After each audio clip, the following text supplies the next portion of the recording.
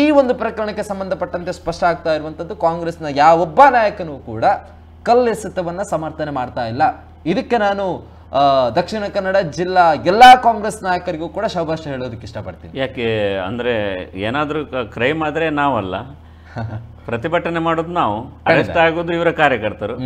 ಅವರು ಅದನ್ನು ಜಾರಿಕೊಳ್ಳುವುದನ್ನು ನಾವು ಹೊಗಳಿದ್ರೆ ಎಷ್ಟು ಸರಿ ಆಗ್ತದೆ ಶಿಶಾಂತ್?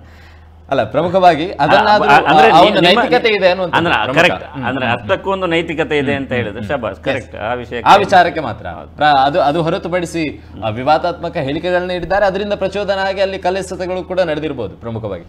ಈಗ ಸರ್, ಈಗ ಈ ಪೊಲೀಸ್ ಇಲಾಖೆಯು ಕೂಡ ದ್ವಂದ್ವ ರೀತಿಯಾದಂಥ ನಿಲುವನ್ನು ಇಟ್ಟುಕೊಂಡಿದೆಯಾ ಅಂದರೆ ಬಿಜೆಪಿಯವರ ಆರೋಪಗಳಿರುವಂಥದ್ದು, ಅದಕ್ಕಿಂತ ಮುಂಚೆ ಬಿಜೆಪಿಯ ಮತ್ತು ಇವತ್ತಿನ ಅಪ್ಡೇಟ್ಗಳಿಗೆ ಏನಿದೆ, ಅಥವಾ ಶಾಸಕರಾಗಿರುವಂಥ ಭರತ್ ಶೆಟ್ಟಿ ಮತ್ತು ವೇದವ್ಯಾಸ್ ಕಾಮತ್ ಮತ್ತು BK ಹರಿಪ್ರಸಾದ್, ಕಾಂಗ್ರೆಸ್ನ MLC ಆಗಿರುವಂಥ BK ಹರಿಪ್ರಸಾದ್ ಅವರು ಕೂಡ ನಿನ್ನೆ ನಡೆದಂಥ ಪ್ರಕರಣಕ್ಕೆ ಸಂಬಂಧಪಟ್ಟಂತಹ ಬೈಟನ್ನು ನೀಡಿದ್ದಾರೆ. ಮೊದಲಾಗಿ ಅದನ್ನು ಕೇಳ್ಕೊಂಡು ಬರೋಣ, ಏನೆಲ್ಲ ವಿಚಾರಗಳನ್ನು ಹೇಳಿದ್ದಾರೆ ಅನ್ನುವಂಥದ್ದನ್ನು. ನಮ್ಮ ಆಡಳಿತ ಇದೆ, ನಮ್ಮ ಸರ್ಕಾರ, ನಮ್ಮ ಗೃಹ ಮಂತ್ರಿಗಳಿದ್ದಾರೆ, ನಮ್ಮ ಮುಖ್ಯಮಂತ್ರಿಗಳಿದ್ದಾರೆ, ನಿಮ್ಮ ನೋಟಿಸನ್ನು ತೆಗೆದು ಪಾಗರೆ ಕೊಡಿರಿ ಅಂತ ಹೇಳೋ ರೀತಿಯಲ್ಲಿ ಆ ನೋಟಿಸಿಗೆ ಇವತ್ತು ಆ ನೋಟಿಸಿನ ಬಗ್ಗೆ ಯಾವ್ದಾದ್ರು ತನಿಖೆ ಆಗಿದೆ ಅಂತೇಳಿ ನೀವು ಪೊಲೀಸ್ ಸ್ಟೇಷನ್ ಬರ್ಕೆಯಲ್ಲಿ ಕೇಳಿ ನೋಡಿ. ಹಾಗಾದರೆ ಇನ್ನು ನಂತರದ ಮುಂದಿನ ದಿನಗಳಲ್ಲಿ ರಾಜಕೀಯ ಪ್ರತಿಭಟನೆಗಳಿಂದ ಹಿಡಿದು ಹಲವು ಸಂಘ ಸಂಸ್ಥೆಗಳ ಪ್ರತಿಭಟನೆಗೆ ಎಲ್ಲೋ ಒಂದು ಕಡೆ ಜನರಿಗೆ ಇಂಡೈರೆಕ್ಟ್ ಆಗಿ ಪೊಲೀಸ್ ಇಲಾಖೆ ಮತ್ತು ಸರ್ಕಾರವೇ ನೀವು ಕನ್ನಡಿ ಹೊಡೆದ್ರೆ ನಿಮಗೆ ನೋಟಿಸ್ ಕೊಡಲಾಗುವುದು ಅಂತ ಹೇಳುವಂಥದ್ದು ಸರ್ಕಾರ ಮತ್ತು ಪೊಲೀಸ್ ಇಲಾಖೆ ಒಪ್ಪಿಕೊಂಡಾಗಾಯಿತು. ಸ್ವತಃ ಬಸ್ಸು ಸಂಘದ ಮಾಲಕರು, ಅಸೋಸಿಯೇಷನ್ ಅಧ್ಯಕ್ಷರು, ಆ ಬಸ್ಸಿನ ಮಾಲಕರು ಕಮಿಷನರ್ ಹತ್ರ ಮತ್ತು ಪೊಲೀಸ್ ಹತ್ರ ಮತ್ತು ಸ್ಟೇಷನ್ನಲ್ಲಿ ಹೋಗಿ ಭಿಕ್ಷೆ ಬಿಡಬೇಕು, ನನ್ನ ಬಸ್ಸನ್ನು ಹೊಡೆದಿದ್ದಾರೆ, FIR ಮಾಡಿ ಅಂತ ಹೇಳಿದ್ರೆ ಈ ಪುಣ್ಯಾತ್ಮರು FIR ಮಾಡಲಿಕ್ಕೂ ಕೇಳಲ್ಲ. ಸಂವಿಧಾನಿಕವಾಗಿ ಬಂದಂಥ ಹುದ್ದೆಯ ಇಡೀ ರಾಜ್ಯದ ಒಂದು ವ್ಯವಸ್ಥೆಯಲ್ಲಿ ಅಷ್ಟೊಂದು ದೊಡ್ಡ ಘನತೆವೆತ್ತ ರಾಜ್ಯಪಾಲರಿಗೆ ಓಡಿಸುವಂಥ ಒಂದು ಅಹಂಕಾರದ ಮಾತುಗಳನ್ನು ಒಂದು ಶಾಸಕರಾಗಿ ಹೇಳ್ತಾರೆ ಅಂತೇಳಿ. ಆದರೆ ಇದರಲ್ಲಿ ಒಂದಂತೂ ಸ್ಪಷ್ಟ, ಐವಾನ್ ಡಿಸೋಜ್ ಅವರು ಒಂದು ರಾಜ್ಯಪಾಲರು ದಲಿತರು ಅಂತೇಳೋ ಕಾರಣ ಈ ಮಾತನ್ನು ಹೇಳ್ತಾ ಇದ್ದಾರೆ. ಪೊಲೀಸರು ಎಲ್ಲೋ ಒಂದು ಕಡೆ ಸುಮೋಟೋ ಕೇಸನ್ನು ಹತ್ತೋಲವು ಮಾಡಿಕೊಂಡಿದ್ದಾರೆ. ಹಲವು ಕಡೆಗಳಲ್ಲಿ ಸುಮೋಟೋ ಕೇಸ್ ದಾಖಲೆ ಮಾಡಲಾಗಿದೆ. ಅಲ್ಲಿ ಒಂದು ಅಹಿತಕರ ಘಟನೆ ಆಗಿದೆ, ಇಲ್ಲಿ ಒಂದು ಏನೋ ಆಗಿದೆ ಅಂತ ಸುಮೋಟೋ ಮಾಡ್ತಾರಲ್ಲ. ಒಂದು ರಾಜ್ಯಪಾಲರ ಬಗ್ಗೆ ಮಾತಾಡಿದ್ದಕ್ಕೆ ಸುಮೋಟೋ ಕೇಸನ್ನು ದಾಖಲಿಸಿಕೊಳ್ಳಲಿಕ್ಕೆ ಪೊಲೀಸರಿಗೆ ಐವಾನ್ ಡಿಸೋಜ್ ಮೇಲೆ ತಾಕತ್ತಿಲ್ವಾ? ನಿನ್ನ ಪೊಲೀಸ್ ಕಮಿಷನರ್ ಹತ್ರ ಹೋದಾಗ ಅವ್ರು ಹೇಳ್ತಾರೆ, ಯಾರಾದರೂ ಕಂಪ್ಲೇಂಟ್ ಕೊಟ್ಟರೆ ನಾವು ಕೇಸ್ ದಾಖಲೆ ಮಾಡ್ತೀವಿ. ನಿನ್ನೆ ಸಾಯಂಕಾಲ ರಾತ್ರಿ ತನಕ ಅಲ್ಲಿ ಕೂತು ನಮ್ಮ ಯುವ ಮೋರ್ಚಾದ ಯುವಕರು ಕಂಪ್ಲೇಂಟ್ ಕೊಟ್ಟಿದ್ದಾರೆ, ಇವತ್ತಿನ ತನಕ FIR ಆಗಿಲ್ಲ. ಕಂಪ್ಲೇಂಟ್ ಕೊಟ್ಟರೆ ಪರಿಶೀಲಿಸಲಾಗುವುದು, FIR ಮಾಡುವಂಥದ್ದು ನಿನ್ನೆ ಹೇಳ್ತಾರಂತೆ ಪೊಲೀಸರು. ನಾವು ಕಾನೂನು ಸಲಹೆಗಳನ್ನು ಪಡ್ಕೊಂಡು ಏನಂತ ಮುಂದಿನ ಕಾರ್ಯಕ್ರಮಗಳನ್ನು ಮಾಡ್ತೀವಿ ಅಂತ ಹೇಳ್ತಾರೆ. ಹಾಗಾದರೆ ಒಂದು MLC ಬಸ್ಸಿಗೆ ಕಲ್ಲು ಓಡಿಸಿದ್ರು, MLC ರಾಜ್ಯಪಾಲರಿಗೆ ಕಿತ್ತು ಓಡಿಸ್ತೇವೆ ಅಂತ ಹೇಳಿದ್ರು, ಇಲ್ಲ ನಾಳೆ MLC ಚೂರಿಗೆ ಹಾಕಿದ್ರು ಲೀಗಲ್ ಒಪಿನಿಯನ್ ಪಡ್ಕೊಳ್ತಾ ಕೂತ್ಕೊಳ್ತಾರೆ ಇವರು ಆಡಳಿತ ಪಕ್ಷದ ಶಾಸಕರಲ್ಲ. ಇದರ ಬಗ್ಗೆ ನಾವು ನಾಳೆ ದೊಡ್ಡದಾದ ರೀತಿಯಲ್ಲಿ ಪ್ರತಿಭಟನೆ ರಾಜ್ಯದಾದ್ಯಂತ ಆಗ್ತದೆ. ಆದರೆ ಒಂದು ಕಾನ್ಸ್ಟಿಟ್ಯೂಷನಲ್ ಪೋಸ್ಟ್ನಲ್ಲಿರುವಂಥ ಗವರ್ನರನ್ನು ನಿಮ್ಮ ದಲಿತರು ಇವರು ಹೇಳ್ತಾರೆ, ಎಲ್ಲ ವಿಷಯದಲ್ಲೂ ಸಹ ಇವರು ಜಾತಿಯನ್ನು ತರುವಂಥವ್ರು. ಗವರ್ನರು ಒಬ್ಬ ದಲಿತ ಅನ್ನೋದು ಇವರಿಗೆ ಈಗ ನೆನಪು ಹೋಗಿದೆ. ಅವರ ಬುಡಕ್ಕೆ ಕೊಡ್ಲೇಟ್ ಬಂದಾಗ ಇವರಿಗೆ ಎಲ್ಲರದ್ದು ಜಾತಿ ಎಲ್ಲ ನೆನಪು ಹೋಗ್ತದೆ. ಇಲ್ಲದಿದ್ದರೆ ಏನು ಸಮಸ್ಯೆ ಆದರೂ ದಲಿತರು ಎಲ್ಲಾದರೂ ಇದ್ದರೆ ದಲಿತ ಅಂತ ಹೇಳುವಂಥದ್ದು ಅಭ್ಯಾಸ ಇರುವಂಥ ಕಾಂಗ್ರೆಸ್ ಪಕ್ಷದವರು ಒಬ್ಬ ದಲಿತ ಗವರ್ನರನ್ನು, ರಾಜ್ಯಪಾಲರನ್ನು ನಿಮ್ಮ ಮನೆ ಒಳಗೆ ಹೋಗಿ ನಿಮ್ಮನ್ನು ಯಾವ ರೀತಿ ಬಾಂಗ್ಲಾದೇಶದ ಪ್ರಧಾನಿಯನ್ನು ಅಲ್ಲಿಂದ ಮನೆಯಿಂದ ಹೊರಗೆ ಓಡಿಸಿದ್ದೇವೋ ಅದೇ ರೀತಿಯಲ್ಲಿ ನಿಮ್ಮ ಮನೆಗೆ ಹೋಗಿ ಓಡಿಸ್ತೇವೆ ಅನ್ನುವಂಥ ರೀತಿಯಲ್ಲಿ ಥ್ರೆಟ್ಟನ್ನು ಕೊಟ್ಟಿರ್ತಾರೆ. ಥ್ರೆಟ್ಟನ್ನು ಕೊಟ್ಟದಕ್ಕೆ ನಾವು ಕಂಪ್ಲೇಂಟನ್ನು ಕೊಟ್ಟಿದ್ದೇವೆ. ಯುವ ಮೋರ್ಚಾದ ಕಡೆಯಿಂದ ಕಂಪ್ಲೇಂಟನ್ನು ಬರ್ಕೆ ಸ್ಟೇಷನಲ್ಲಿ ಕೊಟ್ಟಿದ್ದೇವೆ. ಇನ್ನೂ ಸಹ ಯಾವುದೇ ರೀತಿ ಕೇಸ್ಗಳನ್ನು ಮಾಡಲಿಲ್ಲ.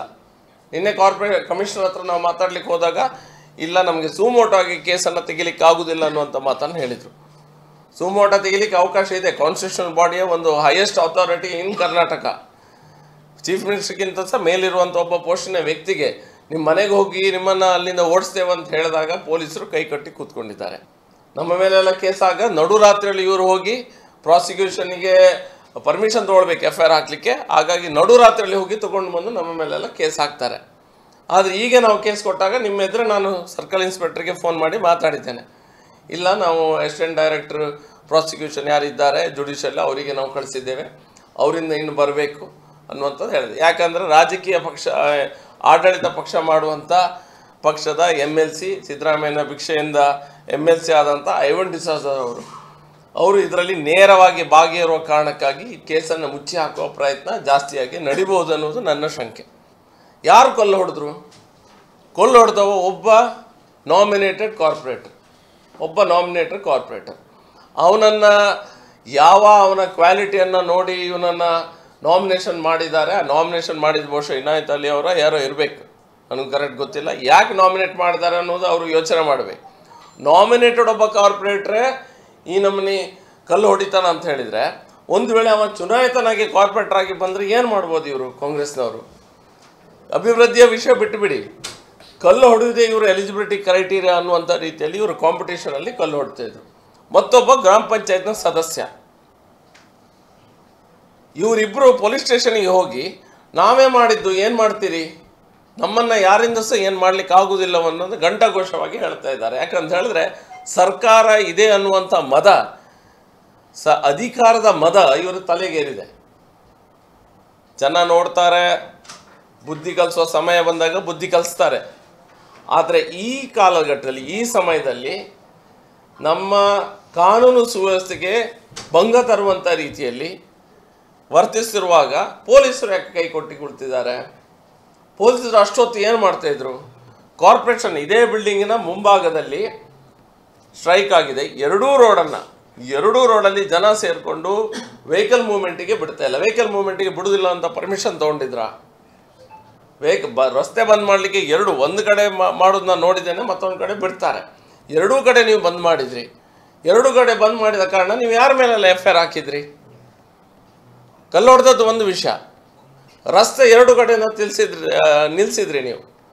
ಸಾರ್ವಜನಿಕ ವಾಹನ ಸಂಚಾರಕ್ಕೆ ನೀವು ಎಡ ಮಾಡಿ ಕೊಡಲಿಲ್ಲ, ಪರ್ಮಿಷನ್ ಇಲ್ಲದೆ ಮಾಡಿದ್ರಿ. ಹಾಗಾದ್ರೆ ಅದ್ರ ಮೇಲೆ ಕೇಸ್ ಹಾಕಿದ್ದೀರಾ ಇಲ್ವಾ? ಆದರೆ ಈಗ ಕಲ್ಲೆಲ್ಲಿಂದ ತಂದರು? ಈ ಕಾಂಕ್ರೀಟ್ ರೋಡ್ನಲ್ಲಿ ನಿಮಗೆ ಇಷ್ಟು ದೊಡ್ಡ ಬೋರ್ಡರ್ ಕಲ್ಲುಗಳು ಎಲ್ಲಿಂದ ಸಿಗ್ತದೆ? ಈ ಕಲ್ಲುಗಳನ್ನು ಎಲ್ಲಿಂದ ತಂದ್ರು ಅನ್ನುವಂಥ ಇನ್ವೆಸ್ಟಿಗೇಷನ್ಸ ಪೊಲೀಸರು ಮಾಡಬೇಕು. ಖಂಡಿತ ಇದನ್ನು ಮುಚ್ಚಿ ಹಾಕ್ತಾರೆ. ನಾನು ನಿಮ್ಮ ಪತ್ರಿಕೆ ಮಾಧ್ಯಮ ಪ್ರೆಸ್ ಕರೆದದ್ದು ಯಾಕಂತ ಹೇಳಿದರೆ, ನಿಮ್ಮ ಮೂಲಕವಾದರೂ ಜನರಿಗೆ ಹೋಗಲಿ ಅಂತ.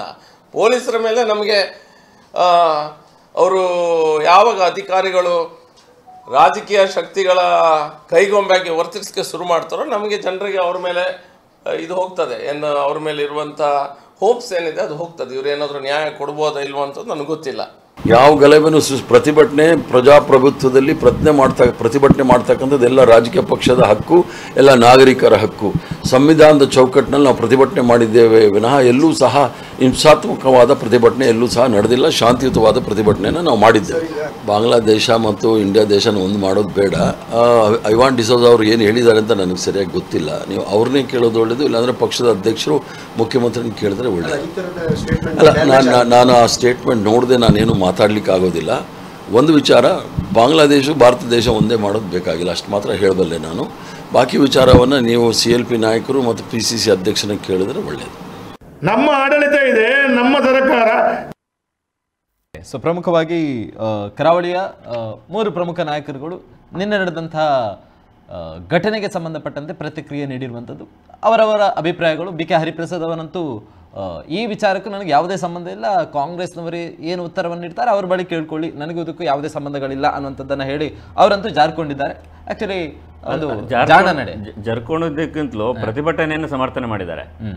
ಆದರೆ ಬಾಂಗ್ಲಾ ಬಗ್ಗೆ ಹೇಳಿಕೆ ಕೊಟ್ಟಂತ ಬಗ್ಗೆ ಜಾರಿಕೊಂಡಿದ್ದಾರೆ. ಮತ್ತು ಐವನ್ ಡಿಸೋಜ ಅವರು ಹೇಳಿದ್ರಿಂದ ಸಿದ್ದರಾಮಯ್ಯ ಹತ್ರ ಕೇಳಿ ಅಂತ ಹೇಳಿದ್ದಾರೆ KPC ಅಧ್ಯಕ್ಷ. ಅಂದರೆ ಐವನ್ ಡಿಸೋಜ ಮತ್ತು ಸಿದ್ದರಾಮಯ್ಯರವರ ಸಂಪರ್ಕದಿಂದ ಆಗಿರುವ, ಅಂದರೆ ಸೂಚ್ಯವಾಗಿ ಒಂದು ಕೊಡುವಂಥದ್ದು ಜಾಣ್ಮೆಯ ಒಂದು ಮುತ್ಸದ್ದಿತನದ ಹೇಳಿಕೆಗಳು. ಆ್ಯಂಡ್ ನಿನ್ನೆ ನಡೆದಿರುವಂಥ ಕಲ್ಲೆಸೆತಕ್ಕೆ ಸಂಬಂಧಪಟ್ಟಂತೆ ಭರತ್ ಶೆಟ್ಟಿ ಅವರು ಕೂಡ ಕೆಲವೊಂದು ಪಾಯಿಂಟ್ ಔಟ್ಗಳನ್ನ ಕೂಡ ಮೆನ್ಷನ್ ಮಾಡಿದ್ರು. ಕಲ್ಲೆಲ್ಲಿಂದ ಬಂತು, ಅಥವಾ ಆತ ನಾಮನಿರ್ದೇಶಿತ ಕಾರ್ಪೊರೇಟರ್, ಇನ್ನೊಬ್ಬ ಗ್ರಾಮ ಪಂಚಾಯತ್ ಸದಸ್ಯ, ಇಂಥವರಿಂದಲೇ ಇಂಥ. ನಾನು ಅವಾಗಲೇ ಹೇಳಿದ್ದೆ, ಇದು ಸಂಪೂರ್ಣವಾಗಿ ಪೂರ್ವಯೋಜಿತ ಗಲಾಟೆ ಆಗಬೇಕು, ಸೌಂಡ್ ಆಗಬೇಕು. ಮಂಗಳೂರಿನಲ್ಲಿ ಸಿದ್ದರಾಮಯ್ಯನ ಪರವಾದಂತಹ ಹೋರಾಟ ಜೋರಾಗಿದೆ. ಕೇವಲ ಆ ಸಂದೇಶ ಕೊಡ್ಲಿಕ್ಕೋಸ್ಕರ ಆ ಸಂದರ್ಭದಲ್ಲಿ ಗಲಾಟೆ ಮಾಡಿದ್ದಾರೆ. ಬೇಕಾದ್ರೆ ಇವ್ರದೇ ಬಸ್ ತಗೊಂಬಂದು ಗಲಾಟೆ ಮಾಡಿದ್ರು, ಅಂದರೆ ಗಾಜು ಹೊಡೆದ್ರು, ಆ ಥರ ಪ್ಲ್ಯಾನ್ಗಳು ಇದ್ರೂ ಇರ್ಬೋದಲ್ಲ. ಬಟ್ ಅಲ್ಲಿ ಬಸ್ನಲ್ಲಿ ಹೋಗುವಾಗ ಪ್ರಯಾಣಿಕರು ಇರ್ತಾರೆ ಖಂಡಿತ. ಒಂದು ಮತ್ತೆ ಅಲ್ಲಿ ಒಂಥರ ಹಿಸ್ಟೀರಿಯದ್ದಾಗೆ ಇವರು 4 ಜನ ಪ್ಲ್ಯಾನ್ ಮಾಡಿದ್ರು ಸಹಿತ ಅಲ್ಲಿ ಜನಗಳು ಜಾಸ್ತಿ ಆದರೆ ಆ ಸಂದರ್ಭದಲ್ಲಿ ಏನಾಗ್ತದೆ ಹೇಳಿಕ್ಕಾಗೋದಿಲ್ಲ. ಈ ರೀತಿಯ ಬಾಂಗ್ಲಾದಾಗೆ ಆಗ್ಬೋದು, ಹಾಗಾಗ್ಬೋದು ಅಂತ ಆ ರೀತಿಯಾದಂಥ ಹೇಳಿಕೆಗಳು, ಮತ್ತು ಕಲ್ಲು ಇಟ್ಕೊಂಡು ಬರುವಂಥದ್ದು ಇದು. ಮತ್ತು ಅದು ಈಗ ಕಾರ್ಯಕರ್ತರು ಬಹುಶಃ ಕಾಂಗ್ರೆಸ್ನಲ್ಲಿ ಸಿಗ್ತಾ ಇಲ್ಲ. ಹಾಗೆ ಸ್ವಲ್ಪ ಒಂದು ಮುಖಂಡರುಗಳೇ ಬಹುಶಃ ಕಲ್ಲಿಟ್ಕೊಂಡು ಋಣ ತೀರಿಸಲಿಕ್ಕೆ ಹೊರಟಿದ್ದಾರೆ. ಕಿಶೋರ್ ಶೆಟ್ಟಿ ಅವರು ಬಹುಶಃ ಅವರ ನಾಮಿನೇಟೆಡ್, ಇನ್ನೊಬ್ಬರು ಡಾಮಿನೇಟೆಡ್. ಹಾಗೆ ಈ ರೀತಿಯಾಗಿ ಮಾಡಿಕೊಂಡು ಆದರೆ ಕಲ್ಲು ಬಿಸಾಡುವಂಥದ್ದು. ಮತ್ತು ನಾನು ಹೇಳು ಐವನ್ ಡಿಸೋಜ್ ಅವರು ಸರಿ, ಅವರ ಒಂದು ಸೌಂಡ್ ಆಗಬೇಕಿತ್ತು, ಈ ರೀತಿ ಮಾಡಿದ್ದಾರೆ. ನಿಜವಾಗ್ಲೂ ಅವರ ಸಾರ್ಥಕ್ಯ ಕಂಡಿದೆ, ಅಂದರೆ ಅವರ ಪ್ರತಿಭಟನೆ ಸಾರ್ಥಕ್ಯ ಕಂಡಿದೆ. ಬಟ್ ನಾನು ಹೇಳೋದು ಇವರು ಮಾತೆತ್ತಿದ ಕೂಡಲೇ ಅವ್ರು ಹಾಗೆ ಮಾಡಿದ್ರು, BJP ಅವರು ಹಾಗೆ ಮಾಡಿದ್ರು, ಈಗ ಮಾಡಿದ್ರು, ಭಾಷಣ ಮಾಡಿದ್ರು ಅಂತೇಳಿ ಇವರು ಅದಕ್ಕಿಂತಲೂ ನಳಿನ್ ಕುಮಾರ್ ಕಟೀಲ್ ಭಾಷಣ ಮಾಡಿದ್ದು ಏನು ಹೇಳಿದ ಹಿಂದೊಮ್ಮೆ ಬೆಂಕಿ ಹಾಕ್ಲಿಕ್ಕೂ ಗೊತ್ತಿದೆ ಅಷ್ಟೇ ಹೇಳಿದ್ದು. ಇವರು ನೇರವಾಗಿ ಹೇಳ್ತಾರೆ, ನಾವು ರಾಜಮಹಲಿ ನುಗ್ಲಿಕ್ಕೂ ತಯಾರಿದೆ, ನಮ್ಮ ಕಾರ್ಯಕರ್ತರು ಸಿದ್ಧರಾಗಿದ್ದಾರೆ ಅಂತ ಹೇಳ್ತಾರೆ. ಅಂದರೆ ಇದರಲ್ಲಿ ಏನು ಇದಿಲ್ಲ, ಅಂದರೆ ಪಾಸ್ ಆಗುವಂಥ ಅಥವಾ ರಕ್ಷಿಸಿಕೊಳ್ಳುವಂಥ ವಿಚಾರಗಳ ಕೇಸ್ ಹಾಕಬಹುದು.